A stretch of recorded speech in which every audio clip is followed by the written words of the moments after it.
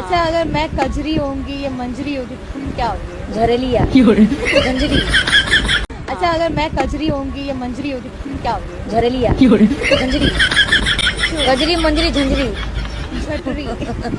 झंझरी नहीं कुछ तो हाँ वो कजरी, मैचिंग होना चाहिए। मंजरी झंझरी कजरी, मंजरी, झंझरी। छटरी। जैसा कि आप लोग इस वीडियो में देख ही रहे होंगे कि कैसे जो काजल राघवानी है वो अपने फिल्म के शूट पे मस्ती कर रही है और उनके साथ एक और हीरोइन है जिसका नाम है सपना चौहान। जी हाँ, सपना चौहान और काजल राघवानी जो है वो एक दूसरे के साथ मस्ती कर रही है फिल्म शूट पे। मैं कजरी होंगी या मंजरी होगी तो तुम क्या होगी? झरेलिया झंझरी।